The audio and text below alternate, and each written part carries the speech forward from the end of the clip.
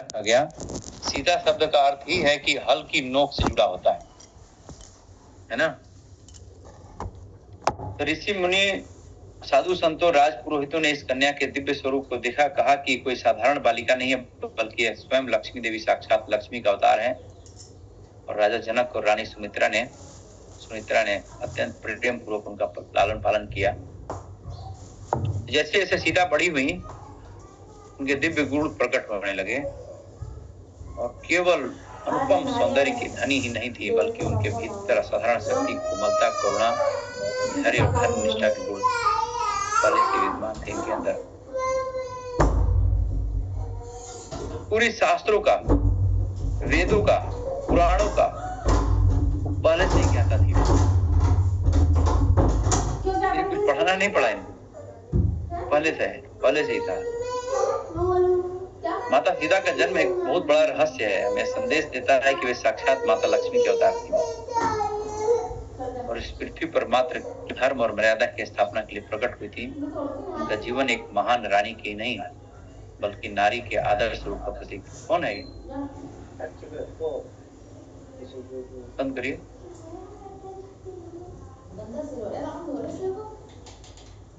राजा जनक, जिन्हें विदेह नरेश के नाम से भी जाना जाता है, एक बहुत परम प्रतापी, धर्मपरायण, विद्वान शासक थे। वो केवल शक्तिशाली राजा नहीं, बल्कि महान दार्शनिक और भक्त भी थे। उनका राज्य मिथिला, मिथिला जो है वर्तमान में बिहार और नेपाल का कुछ हिस्सा आता है ना? तो जैसा कि आपको बताया कि ज्ञान, वैराग्य और संस्कृति का एक प्रकार से केंद्र भी माना जाता है मिथिला को, है ना।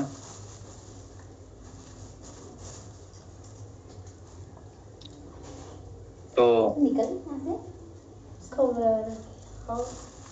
संत मुनि, साधु संतों के परामर्श से उत्कृष्टि यज्ञ का आयोजन किए थे और इसी यज्ञ के बाद उन्हें संतान मिली थी, है ना।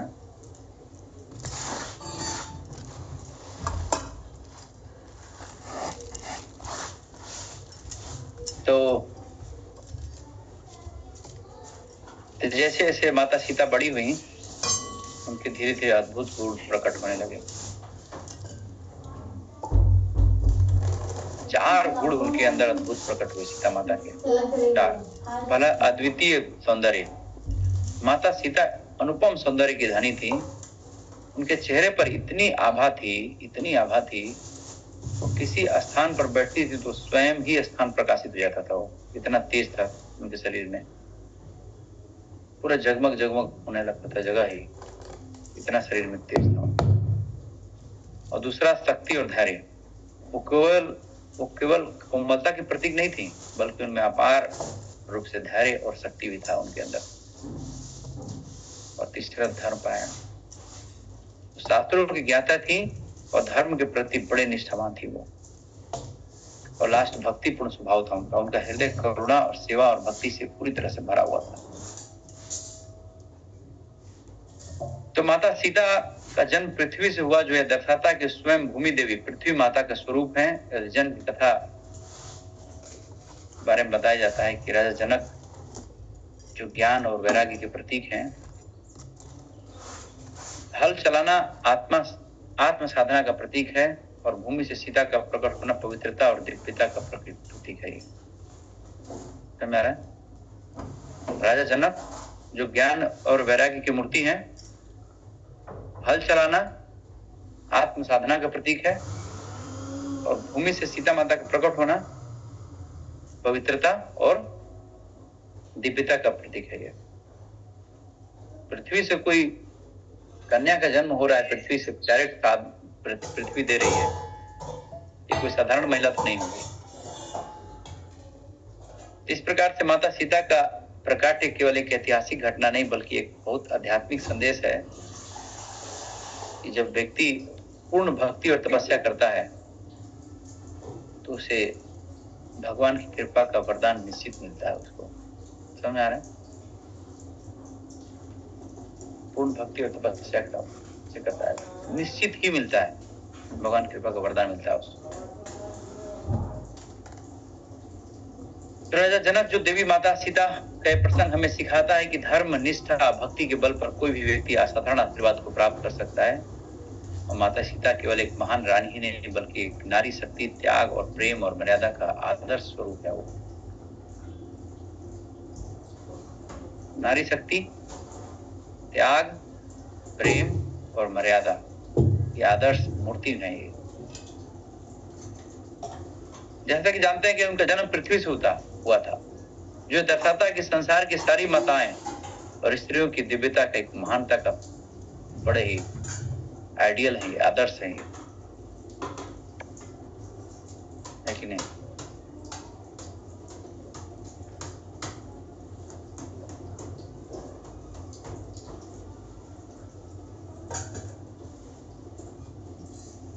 जब देवी सीता विवाह के योग्य हुई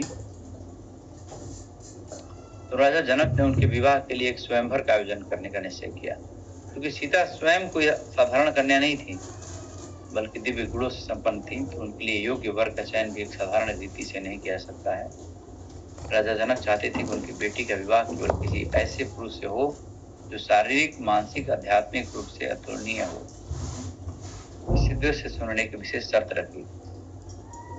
स्वयंवर की शर्त ये रखी, राजा जनक ने घोषणा ये किया कि जो भी शिव जी के दिव्य धनुष को उठाकर उस पर प्रत्यंचा चढ़ाने में सफल होगा वह मेरी बेटी सीता के साथ विवाह करने के अधिकारी हो जाएगा। प्रत्यंचा समझ रहे? प्रत्यंचा, धनुष उठा करके प्रत्यंचा। ये घोषणा पूरे भारतवर्ष में फैल गई, पूरे पृथ्वी पर। पहले पृथ्वी को पूरा आर्यवर्त बोलते थे, आर्यवर्त, लाखों वर्ष पहले। और सारे बड़े बड़े राजा, क्षत्रिय, महान योद्धा इस स्वयंवर में भाग लेने के लिए बड़े उत्साहित हो गए। तो ये धनुष कोई साधारण धनुष नहीं था बल्कि स्वयं भगवान शिव का परम शक्तिशाली धनुष था, जिसे पिनाक कहा जाता था। इसका इतिहास भी बड़े ही रोचक और रहस्यमय है ना? तो पौराणिक कथा के अनुसार यह धनुष स्वयं भगवान शिव के द्वारा निर्मित किया गया था। इतना शक्तिशाली था कि इसकी प्रत्यंचा चढ़ाने का साहस केवल अत्यंत बहुत ही पराक्रमी और दिव्य पुरुष ही कर सकते थे, सब लोग नहीं कर सकते थे, क्योंकि इतना भारी था कि वो, इसका वजन कितना बताया जाता है? लगभग 300 कुंटल।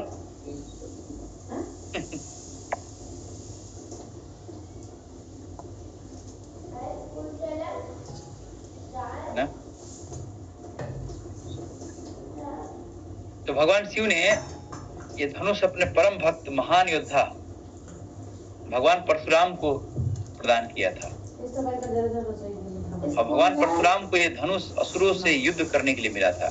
कुछ समय बाद परशुराम जी ने धनुष विदेह वंशी राजा देवराज को दिया, जो राजा जनक के पूर्वज थे। इस प्रकार ये धनुष राजा जनक के राजभवन में एक बड़े ही अत्यंत पूजनीय धरोहर के रूप में सुरक्षित रखा गया था। धनुष की अपार शक्ति थी। ये धनुष इतना भारी और विशाल था कि देवता, गंधर्व, दानव और महर्षि तक इसे हिला नहीं सकते थे। ये केवल एक अद्वितीय योद्धा द्वारा ही उठाया जा सकता है। केवल शारीरिक बल की नहीं बल्कि दिव्य कृपा और आंतरिक शक्ति का भी परीक्षण था ये। समझ में आ रहा है? यस प्रभु जी।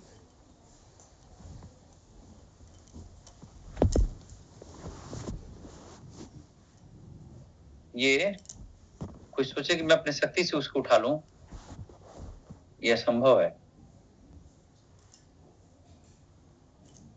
इसको कोई अपनी शक्ति से नहीं उठा सकता है इसको।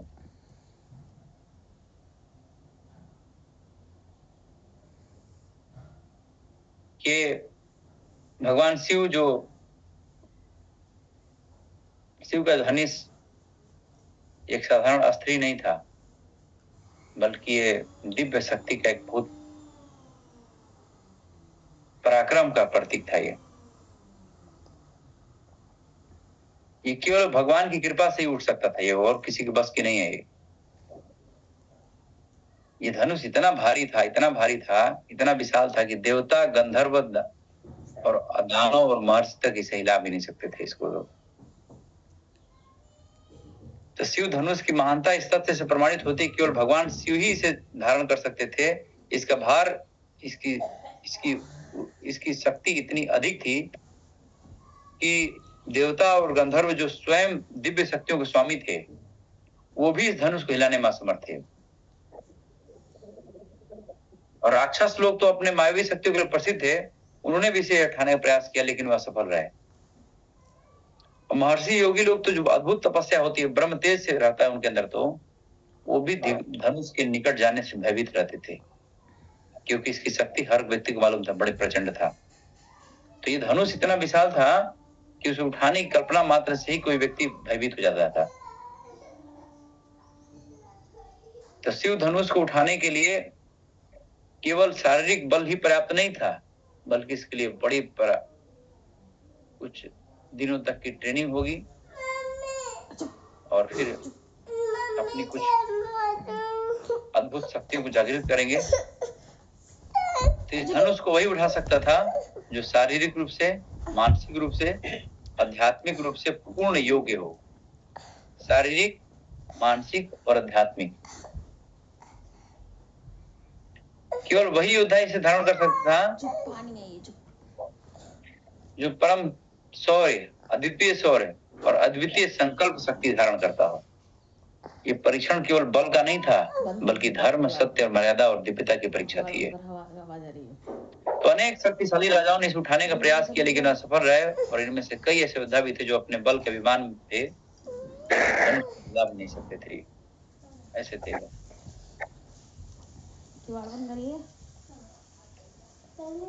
जैसा कि हमने बताया कि शिव जी का धनुष उठाने के लिए केवल बाहरी बल की नहीं बल्कि अंतः शक्ति, ये भगवान की कृपा की आवश्यकता थी यहाँ पर।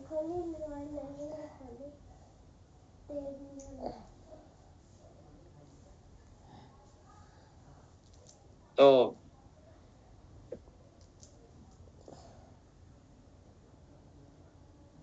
ये जो है कि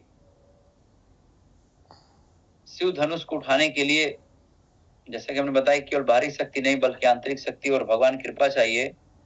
और भगवान शिव का धनुष होने के कारण उसे उठाने के लिए, उसके प्रत्यंचा चढ़ाने के लिए निश्चित रूप से भगवान की कृपा की आवश्यकता है। और ये केवल राजसी वैभव, बाहरी बल या अभिमान से बिल्कुल उठाया नहीं जा सकता है। जिसके हृदय में धर्म, सत्य और भक्ति होगी, वही धर्म का कार्य कर पाएगा। मैंने क्या बोला? मैंने बताया कि जिसके हृदय में धर्म और सत्य और भक्ति होगी, वही धार्मिक धर्म का कार्य कर सकता है, हर व्यक्ति नहीं कर सकता है। इसका प्रमाण स्वयं भगवान श्री राम ने दिया। जब स्वयंवर में सारे राजा असफल हो गए और राजा जनक ने कहकर निराशा व्यक्त की कि क्या इस पृथ्वी पर कोई ऐसा वीर नहीं जो मेरी बेटी के योग्य हो, तब महर्षि विश्वामित्र ने श्री राम को धनुष उठाने का आदेश दिया। तो भगवान श्री राम ने गुरु की आज्ञा को शिरोधार्य करके पूरी सहजता से, देखिए भगवान राम अपने मन से नहीं उठाए, कौन आदेश दिया उनको? हाँ, विश्वामित्र जी आदेश दिए। यस, नहीं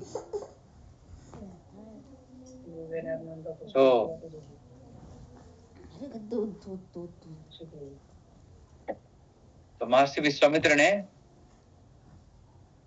भगवान श्री राम को धनुष उठाने का आदेश दिया है।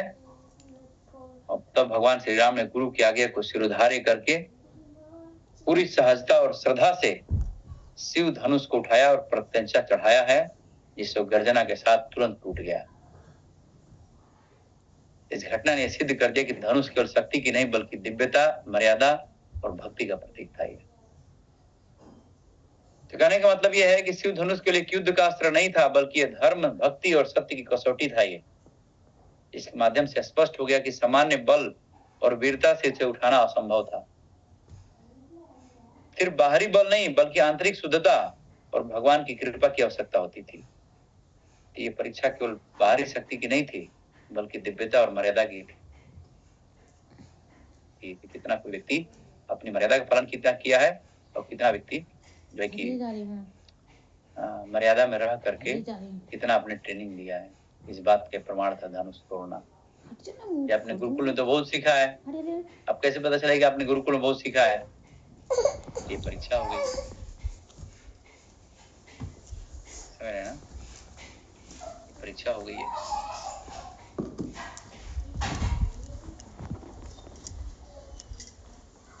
हरे कृष्ण प्रभु जी।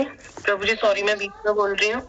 प्रभु जी उड़ीसा के भुवनेश्वर मंदिर में लिंगराज मंदिर जो है उसमें आज भी ये आधा धनुष लगा हुआ है, और प्रभु जी वो आधा धनुष दिखने में इतना बड़ा लगता है कि जब वो पूरा होगा तो कितना बड़ा होगा। आधा तो है मिथिला में और आधा लिंगराज मंदिर में ऊपर लगा हुआ है चोटी पे। हाँ, लिंगराज मंदिर में है ना?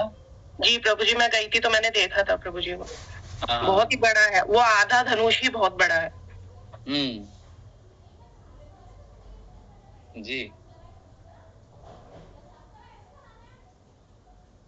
इस प्रकार से जब माता सीता विवाह की योग्य हुई तो राजा जनक ने स्वयंवर का आयोजन किया और निश्चित रूप से घोषणा किया कि शिव जी के दिव्य धनुष को उठाकर उसे प्रत्यंजन चढ़ाने में जो सफल होगा वही सीता का वर्ण करने का अधिकारी होगा।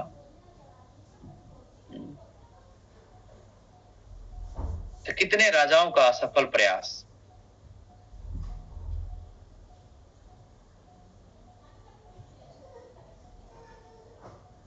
तो स्वयंवर सभा में कई प्रसिद्ध लोग आए थे उनके स्वयंवर सभा में, और देखा जाए तो धनुष उठाने का कार्य तो बहुत सारे राजा ने किया, लेकिन नहीं, धनुष उठाने का कार्य बहुत सारे राजा ने किया, लेकिन सफलता किसी को नहीं मिल पा रही थी।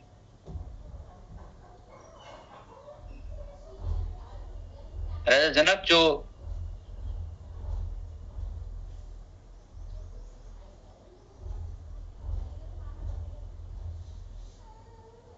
ये घोषणा किया था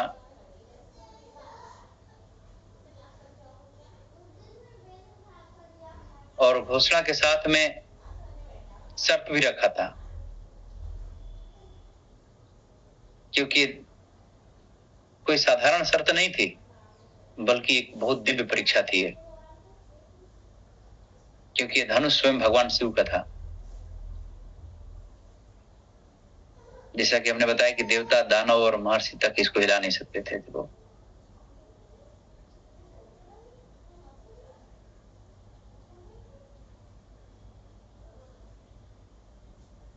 राजा जनक ने जब स्वयंवर की कठिन शर्त घोषणा किया तो ये समाचार पूरे आर्यावर्त भारत में जंगल में आग की तरह फैल गया पूरा, और सारे क्षत्रिय राजा, महान योद्धा, बलशाली राजकुमार को लगा कि ये पराक्रम को सिद्ध करने का बहुत बढ़िया अवसर है। हर ओर स्वयंवर की चर्चा होने लगी और अनेक देश, राज्य, नगरों के राजा मिथिला की लुट कर पड़ते हैं, और स्वयंवर की भव्यता भी बढ़ गई। पूरे मिथिला को सजाया गया, मार्गों पर पुष्प फूल बिछाए गए, महलों को दीपमाला से आलोकित किया गया और स्वयंवर स्थल को सोने और रत्न से सुशोभित किया गया। मिथिला जो कि आज भी बिहार में है, ये मिथिला बिहार प्रांत में है ये। तो सीता के स्वयंवर में अनेक राजा, राजकुमार और वीर योद्धाओं ने भाग लिया था। उनमें से कुछ प्रमुख थे, लंका के राजा रावण थे, जो स्वयं को सबसे शक्तिशाली मानता था और अपने अभिमान में यह सोचता था कि शिव धनुष को उठाना उनके लिए एक साधारण कार्य है। पूरा अभिमान में था ये। अयोध्या के राजा दशरथ के चारों पुत्र श्री राम, लक्ष्मण, महर्षि विश्वामित्र के साथ स्वयंवर में आए थे। काशी, मगध, चेदी, कौशल, अंग, वंग, अवंती, मद्र, गंधार, हस्तिनापुर, कई अन्य देश के राजा उपस्थित थे, जो अपने अपने सैन्य बल के साथ, पराक्रम के साथ मिथिला पहुंचे थे, और कई प्रसिद्ध क्षत्रिय योद्धा थे, शिव धनुष को उठाने के प्रयास में आए थे। स्वयंवर में हर राजा की इच्छा थी कि धनुष को उठाकर माता सीता का वरण करे। तो स्वयंवर के लिए विशाल सभा मंडप का निर्माण किया गया। एक और राजा जनक और उनकी धर्म पत्नी, गुरुजन, विद्वान, पंडितगण और विराजमान थे सारे लोग। दूसरी ओर अलग अलग राज्यों से आए हुए राजा, क्षत्रिय, बलशाली योद्धा और उनके मंत्रीगण सब के सब अपने बैठे थे। हरि बोल, खड़े रहिए, ध्यान सुनिएगा तो मन लगेगा सुनने में। मन से नहीं सुनेगा, ध्यान से नहीं सुनेगा तो फिर नींद आएगा। समझ रहे हैं ना? तो जिसमें स्वयंवर के लिए विशाल मंडप का आयोजन किया गया, एक तरफ राजा जनक और उनका पूरा परिवार और दूसरी तरफ अलग अलग क्षेत्रों से आए हुए अपने अपने मंदिर मंडल के साथ में बैठे थे सारे राजा, देश के सब जगह के, पूरे पृथ्वी के। और स्वयंवर के बीच में एक मंच पर शिव धनुष को सोने के आसन पर रखा गया था, जिसे देखने मात्र से ही लोगों के हृदय में भय पैदा हो जाएगा। तो माता सीता अपनी सखियों के साथ मंडप पर उपस्थित थी और उनके छवि को देख करके सारे के सारे राजा उन्हें पाने के लिए बड़े व्याकुल हो गए। इतनी सुंदर थी, पूरी शरीर उनका चमक चमक रहा था पूरा। राजा जनक ने पूरी विधिवत यज्ञ किया। पूजा के बाद घोषणा किया कि जो भी इस धनुष को उठाएगा, प्रत्यंचा चढ़ाने में सफल होगा, वही मेरी बेटी से सीता से विवाह करेगा। एक एक करके राजा, अनेकों राजा योद्धा आए और धनुष को उठाने का प्रयास किया। किसी ने उसे स्पर्श भी नहीं किया, स्पर्श भर किया, किसी ने जोर आजमाइश की, लेकिन कोई भी धनुष को हिला तक नहीं पाया। वो रावण ने अहंकार पूर्वक शिव धनुष को उठाने की इच्छा किया, लेकिन जब उसने अपने बल पर धनुष को उठाने लगा तो धनुष टस से मस्त तक नहीं हुआ। गुस्सा होकर उसने पूरी शक्ति लगा दी, लेकिन उसका प्रयास पूरा असफल रहा। बहुत मेहनत किया उसने उठाने का। आप देख सकते हैं वीडियो में वो बताया, रामायण बनाया, बहुत मेहनत किया। जैसे जैसे समय बीतता गया, राजा जनक व्याकुल होने लगे और निराशा होकर इस पृथ्वी पर ऐसा कोई वीर नहीं है जो धनुष उठा सके।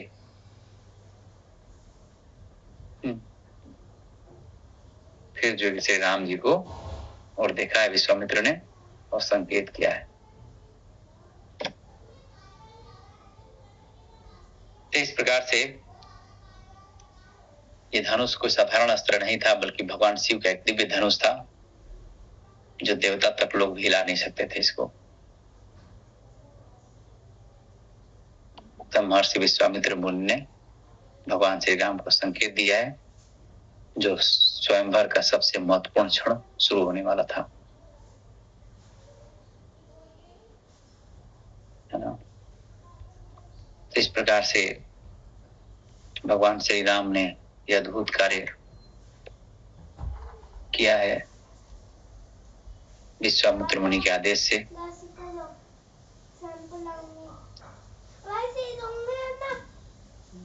तो भगवान श्री राम का जो राजा जनक की व्यथा सुनकर के महर्षि विश्वामित्र ने भगवान श्री राम को आदेश दिया है आगे बढ़ने के लिए, और श्री राम भगवान ने गुरु की आज्ञा का पालन करते हुए धनुष के पास जाकर सबसे पहले उनको प्रणाम किया है ना। प्रणाम करने के बाद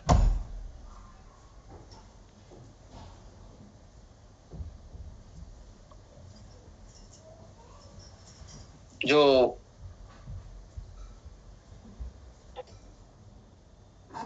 राजा लोग शिव धनुष उठाने में सफल हो गए थे, तो भावुक होकर बोलते हैं, हे मुनिवर,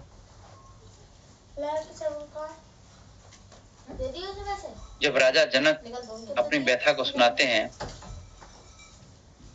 तो विश्वामित्र मुनि बोलते हैं श्री राम को, राम उठो और इस धन का परीक्षण करो, इस धनुष का परीक्षण करो। तुरंत गुरु की आज्ञा मानते हुए भगवान श्री राम ने सिर झुकाया है और बड़े ही सहजता से आगे बढ़े हैं भगवान श्री राम। तो भगवान श्री राम कोई साधारण योद्धा नहीं थे, बल्कि स्वयं परम पुरुषोत्तम भगवान विष्णु के अवतार थे, लेकिन उनकी महानता, उनकी विनम्रता और गुरु की आज्ञा का पालन करने में था उनको। वो नहीं था कि धनुष को उठाना है या सीता से विवाह करना है, तो स्वयं भगवान है, लेकिन वो दिखा रहे थे कितनी विनम्रता और गुरु की आज्ञा का पालन दिखा रहे थे वो। तो स्वयं भगवान है, उनको धनुष तोड़ने की क्या जरूरत है? सीधा सी बात है। श्री राम ने सबसे पहले मंच पर रखे शिव धनुष को प्रणाम किया है, जिससे उनका मर्यादा पुरुषोत्तम स्वरूप प्रकट होता है, और अत्यंत शांति और विनम्रता से धनुष के पास पहुंचे हैं। बाकी राजाओं की तरह जो कि अहंकार और शक्ति के प्रदर्शन के धनुष नहीं उठा रहे थे, बल्कि उनके लिए केवल गुरु की आज्ञा का पालन कर रहे थे वो। तो अब वो क्षण आ गया था जिसका पूरे ब्रह्मांड को इंतजार था। श्री राम ने अपने कोमल दिव्य हाथों से शिव धनुष को स्पर्श किया है और बड़े ही आसानी से उठाया, जैसे कुकुर मुत्ते को उठा लेते हैं वैसे उठाया भगवान श्री राम। सभा में जितने भी राजा आए थे, योद्धा आए थे, सब के सब श्री राम को देखने लगे हैं, और श्री राम भगवान ने बिना किसी प्रयास को उठाया है। जैसे ही भगवान श्री राम ने ये अपने दिव्य उंगलियों से प्रत्यंचा खींची, वैसे ही धनुष से तेजस्वी दिव्य प्रकाश प्रकट होने लगा और पूरी सभा में अद्भुत शक्ति का संचार हो गया, और पूरे देवताओं के लोकों में आनंद और उल्लास की लहर दौड़ पड़ी है। और भगवान श्री राम ने जब पूर्ण बल से इस प्रत्यंचा चढ़ाई तो धनुष अचानक प्रचंड गर्जना के साथ बीच में ही टूट गया। वो इस पूरे घटना से पूरा मंडप गर्जन का पूरी तरह से कांपने लगा, और धनुष भंग होते ही सभा में एक क्षण के लिए पूरी स्तब्धता छा गई, पूरे सन्नाटा छा गया। एक समय के लिए ऐसा हो गया जब धनुष जैसे टूटा कि भाई ऐसा कैसे हो गया। इतने महान योद्धा है, तो कोई कुछ नहीं कर पाया, और मात्र अभी तो आंखों से देख ही रहे थे तब तक टूट गया। वो कुछ बहुत मेहनत नहीं करना पड़ा। तुरंत जो है कि जैसे ही धनुष टूटा है, देवताओं ने आकाश से फूलों की वर्षा किया है, और ऋषि मुनियों ने जय श्री राम का नारा लगाया है। तो आप लोग भी बोलिए जय श्री राम, जय श्री राम, जय श्री राम, जय श्री राम, जय श्री राम। गंधर्व और अप्सराएं नाचने लगी हैं, क्योंकि क्षण त्रेता युग के सबसे महत्वपूर्ण क्षणों में से एक था ये। धनुष टूटने की घटना के बाद नारद मुनि, वशिष्ठ मुनि, विश्वामित्र मुनि, अन्य महारथियों ने श्री राम की गुणगान किया। नारद मुनि कहते हैं कि आज भगवान विष्णु ने अपने अवतार के रूप में अपनी दिव्यता का प्रमाण दे दिया है। केवल वही इस पृथ्वी के संरक्षक और नीति नायक है वो। राजा जनक का हृदय पूरी तरह से आनंद से भर जाता है ना, और वो अपनी आसानी से आसन से उठते हैं और गर्व से घोषणा करते हैं कि आज इस सभा में सबसे श्रेष्ठ पुरुष का चयन हो गया है। श्री राम ही मेरी बेटी सीता के योग्य वर हैं, और यह धनुष भगवान शिव का था, और इसे वही वीर तोड़ सकता था जो भगवान की शक्ति से संपन्न हो, जिसके अंदर ईश्वरीय शक्ति संपन्न हो। आज ये प्रमाणित हो गया कि श्री राम ही इस ब्रह्मांड के सबसे शक्तिशाली, पराक्रमी और धर्मशील पुरुष हैं। उन्होंने घोषणा किया उन्होंने राजा जनक ने। इसके बाद उन्होंने अपने दूतों को अयोध्या भेजकर राजा दशरथ को इस शुभ समाचार की सूचना देने का आदेश किया है। इसके बाद वो क्षण आ गया जिसका देवी सीता को जन्मों से इंतजार था। माता सीता ने जो सभा की एक और अपनी सखियों के साथ विराजमान बैठी थी, उनकी आंखों में श्रद्धा और प्रेम की दिव्य लहर दौड़ गई। वो कमल के समान कोमल कदमों से श्री राम के समीप आती हैं, और माता सीता के हाथों में सोने और फूलों की सजी हुई वरमाला थी। उन्होंने श्री राम को प्रेम, समर्पण और श्रद्धा के साथ वरमाला पहनाई है, और देवता और सारे ऋषियों ने सीताराम की जय का नारा लगाया है। तो इस प्रकार से राजा जनक की व्यथा सुन करके विश्वामित्र मुनि ने श्री राम को धनुष उठाने की आज्ञा दिया, और श्री राम ने गुरु की आज्ञा पालन करते हुए धनुष को बड़े आसानी से उठाया है, और धनुष जो है कि पूरी सभा में धनुष भगवान श्री राम ने तोड़ा है, और फिर पुष्पों की, फूलों की वर्षा कराई है, और माता सीता को भगवान श्री राम ने गले में वरमाला डाल करके अपना शाश्वत दाम्पत्य प्रेम सबके सामने व्यक्त किया है। तो आगे के विवाह की समारोह की तैयारी अब शुरू हो जाएगी। हालांकि उतना डीप में हम लोग नहीं जाएंगे, और जैसे ये घोषणा हुआ है, राजा जनक ने बड़े ही धूमधाम से श्री राम सीता का विवाह संपन्न कराया है। और राजा जनक की छोटी भाई कुशध्वज की 2 बेटियां थी, मांडवी और श्रुतकीर्ति। तो श्री राम और सीता के विवाह के साथ ही राजा जनक कुशध्वज ने निर्णय लिया कि लक्ष्मण, भरत और शत्रुघ्न के विवाह के भी इसी शुभ अवसर पर संपन्न किया जाए। तो भरत का विवाह मांडवी से हुआ, लक्ष्मण जी का विवाह उर्मिला से हुआ और शत्रुघ्न का विवाह श्रुतकीर्ति से हुआ। इस प्रकार चारों भाइयों का विवाह बड़े ही हर्षोल्लास के साथ और दिव्य वातावरण में संपन्न होता है। तो ये अवसर न केवल अयोध्या और मिथिला के लिए बल्कि सारी पृथ्वी के लिए एक पावन उत्सव था। तो सीताराम विवाह एक बहुत ही ऐतिहासिक घटना नहीं बल्कि एक आदर्श दाम्पत्य जीवन का प्रतीक है, जो भगवान श्री राम और माता सीता ने अपने जीवन में जिन मर्यादा और आदर्शों को स्थापित किया है वो संपूर्ण मानवता के लिए प्रेरणा स्रोत है। तो उनका विवाह ये कहा जाए कि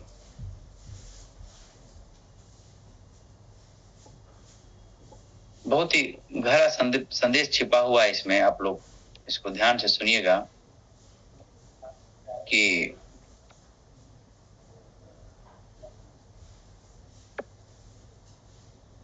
इसको ऐसे समझना चाहिए कि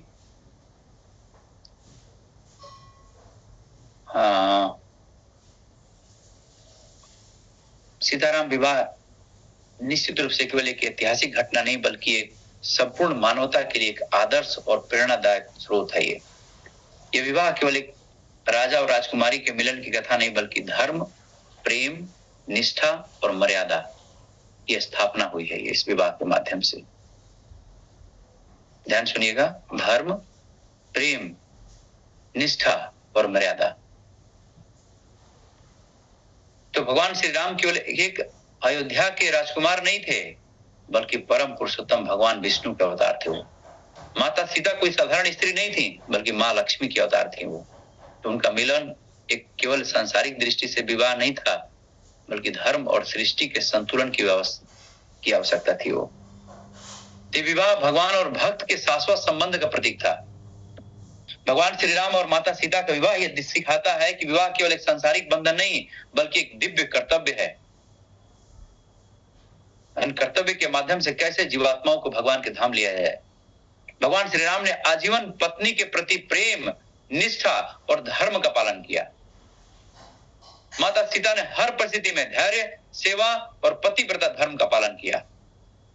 ये विवाह ये दर्शाता है कि एक आदर्श पति पत्नी को हर परिस्थिति में एक दूसरे के साथ रहना चाहिए, सुख में भी और दुख में भी।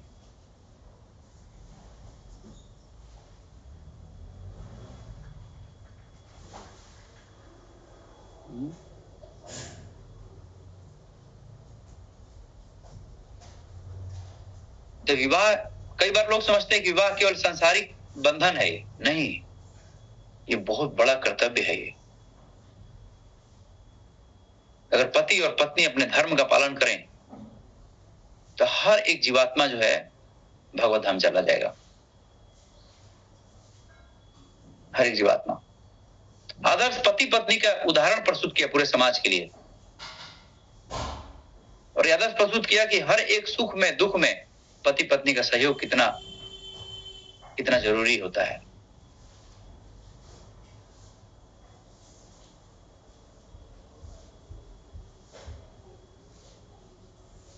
देखिए, आज भगवान के विवाह का गुणगान करने का मौका मिला है।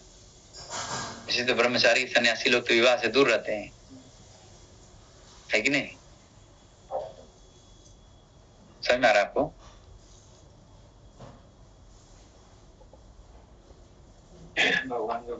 लेकिन भगवान का विवाह है ये बड़ी ही आनंद की बात है।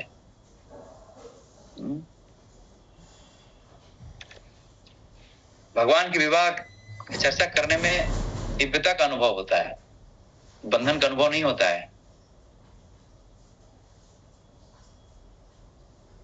जब भगवान श्री राम ने आदर्श पति के रूप में जो मर्यादा स्थापित किया वो हर एक युग के लिए अनुकरणीय है। भगवान श्री राम ने माता सीता से विवाह के बाद आजीवन संपूर्ण प्रेम और निष्ठा का पालन किया है। उन्होंने एक पत्नी व्रत का पालन किया और कभी किसी अन्य स्त्री के बारे में सोचा तक नहीं है। उन्होंने एक पत्नी व्रत का पालन करते हुए जब माता सीता को वनवास मिला तब भी श्री राम ने उनकी स्मृति में ही जीवन व्यतीत किया। जब रावण ने माता सीता का हरण किया तो श्री राम ने उन्हें पाने के लिए अपना, जो शब्द में कहा जाए कि अपना सर्वस्व दांव पर लगा दिया और समुद्र, वानर सेना और देवताओं को भी सहायता के लिए प्रेरित किया। उन्होंने माता सीता की मर्यादा और सम्मान की रक्षा के लिए लंका पर चढ़ाई किया और धर्म की विजय सुनिश्चित किया। लंका विजय के बाद माता सीता को अपनाकर उन्होंने संदेश दिया कि पति पत्नी का संबंध केवल सुख के समय क्या नहीं होता है, बल्कि संकट में भी एक दूसरे का साथ देना होता है। जब श्री राम को समाज के दायित्व और राज धर्म के कारण माता सीता को वनवास देना पड़ा तो उनका हृदय द्रवित हो गया, लेकिन उन्होंने मर्यादा की रक्षा के लिए कठिन निर्णय लिया, जिसे सिद्ध होता है कि एक राजा का धर्म व्यक्तिगत इच्छाओं से ऊपर होता है। उन्होंने अपने व्यक्तिगत प्रेम और समाज कल्याण में संतुलन बनाए रखा। माता सीता का धैर्य और सेवा और पतिव्रता नारी, माता सीता ने अपने जीवन में अत्यंत धैर्य, सेवा और पतिव्रता धर्म का पालन किया, जो हर एक स्त्री के लिए आदर्श है। आज माता सीता को विवाह के बाद अयोध्या का सुखद जीवन बहुत कम समय के लिए मिला। वो बिना किसी शिकायत के वनवास के कठिन समय जीवन को भी अपनी सहजता से स्वीकार करके श्री राम के साथ चल पड़ी। वो लंका में, अशोक वाटिका में अत्याचार और कष्ट सह करके भी उन्होंने धैर्य नहीं छोड़ा, बल्कि श्री राम की प्रतीक्षा करती रही। वो वनवास के दौरान माता सीता ने हर परिस्थिति में श्री राम की सेवा किया। उन्होंने कभी नहीं सोचा कि एक महारानी की पुत्री है, एक महाराज की बेटी है, कठिनाइयों का सामना क्यों कर रही है। वो उन्होंने संदेश दिया कि पति पत्नी को हर परिस्थिति में एक दूसरे का सहयोग करना चाहिए। पत्नी को कभी नहीं सोचना कि मैं बहुत बड़े घराने की आई हूं, अब तो मेरा ऐसे संस्कार हो रहा है, ऐसे लालन पालन हो रहा है, वो कभी नहीं सोची। पति के साथ जीवन व्यतीत करती रही। वो माता सीता ने रावण के प्रलोभन और अत्याचारों के बावजूद भी उन्होंने पवित्रता को बनाए रखा। कितना प्रलोभन नहीं दिया, पूरे सोने, पूरे लंका की मालकिन बना रहा था वो तो आज हर माता पिता क्या चाहते हैं कि मेरी बेटी का विवाह ऐसी जगह हो जहां पे बहुत संपत्ति हो। ये धोखा मत खाइए कभी भी आप। बेटी का विवाह चरित्रवान पुरुषों से करना चाहिए। धन तो हाथ का मैल है, आज है कल नहीं रहेगा। चरित्र मूल चीज होता है, धन के पीछे नहीं भागना चाहिए। चरित्र सबसे बड़ा होता है। सबसे पहले हर माता पिता ही देखते हैं कि कितना संपत्ति है इसके पास, कितना जमीन जायदाद है, क्या क्या चीजें हैं, ये देखते हैं। ये कभी नहीं देखते कि उसका कैरेक्टर कैसा है उसका।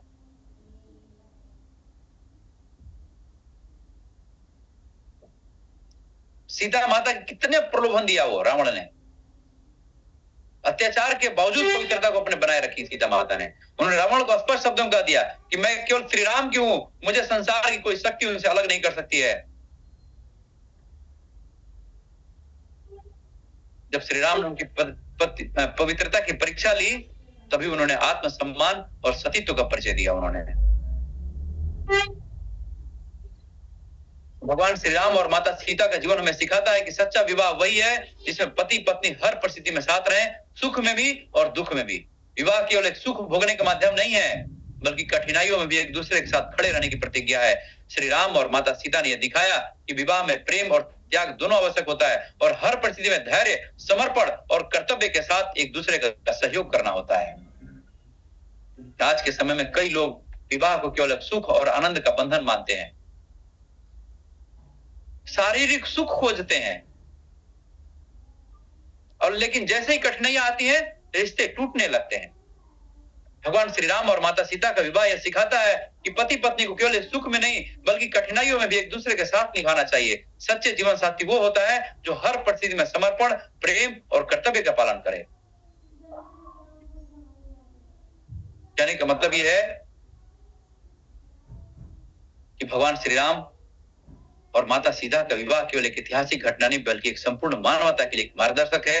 विवाह केवल एक सांसारिक बंधन नहीं बल्कि एक दिव्य कर्तव्य है। पति पत्नी का प्रेम, निष्ठा, सेवा और त्याग के साथ जीवन के निर्वाह करना चाहिए। मैंने क्या बोला, ध्यान से सुनिएगा। पति पत्नी का प्रेम, निष्ठा, सेवा और त्याग के साथ जीवन का निर्वाह करना चाहिए। सुख दुख में समान रूप से साथ निभाना चाहिए। ये आदर्श वैवाहिक जीवन की पहचान है। धर्म, मर्यादा और कर्तव्य की रक्षा करने के लिए दाम्पत्य जीवन सबसे सच्चा और सफल होता है आज के कलयुग में। तो श्री राम और माता सीता का जीवन हमें सिखाता है कि विवाह केवल एक प्रेम का नहीं बल्कि एक पवित्र जिम्मेदारी है जिसको पूरी निष्ठा और मर्यादा के साथ निभाना चाहिए। शारीरिक एक दूसरे का शोषण करने के लिए निभाना चाहिए। शारीरिक रूप से सुख दे तो हमारे पति पत्नी है, नहीं तो तुम निकलो बाहर यहाँ। ये नहीं है, एक जिम्मेदारी है, एक पवित्रता की जिम्मेदारी है। एक स्त्री की पवित्रता की जिम्मेदारी एक पुरुष उठाता है कि उसके पवित्रता को कायम रखा जाए। और क्या करता है पति? आजकल के पति लोग क्या करते हैं? शोषण करते हैं उसका, स्त्रियों का। पवित्रता निभाने के नाम पर शोषण करते हैं हर पुरुष, ज्यादातर पुरुष करते हैं ये काम। 50-50 साल, 60-60 साल उम्र हो गया और सेक्स करने के लिए परमिशन लेते हैं सब। कितनी गंदी है मतलब कि कैरेक्टर है इस तरह का, बताइए। इसके लिए दाम्पत्य जीवन थोड़ी है, ये पवित्रता का संबंध है ये, ताकि समाज में एक वर्चस्व कायम किया जाए। शारीरिक शोषण के लिए नहीं है ये विवाह का बंधन, भगवत धाम का बंधन है ये।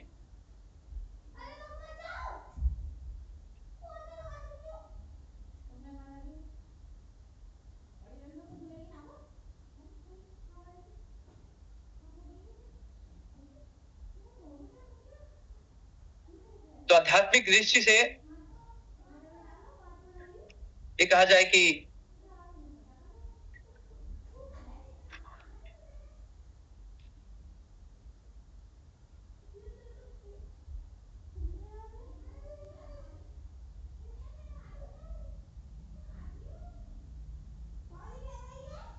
माता सीता ने राजमहल का वैभव त्याग करके श्री राम के साथ वनवास जाने का निर्णय करते हैं। ये कोई बहुत आसान कार्य नहीं है ये। समझ रहे हैं ना? ये कोई आसान कार्य नहीं है ये।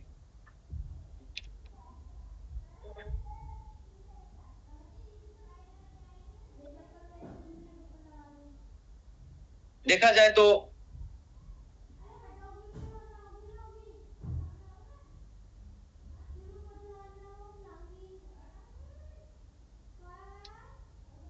एक आदर्श दंपति के गुण त्याग और समर्पण पर आधारित होता है। सच्चा प्रेम केवल प्राप्त करने में नहीं बल्कि त्याग और समर्पण में है। जब भगवान श्री राम और माता सीता ने अपने विवाह के बाद यह सिद्ध कर दिया कि विवाह केवल एक सुख नहीं, एक वैभव भोगने का साधन नहीं, बल्कि एक दूसरे के प्रति समर्पण और त्याग की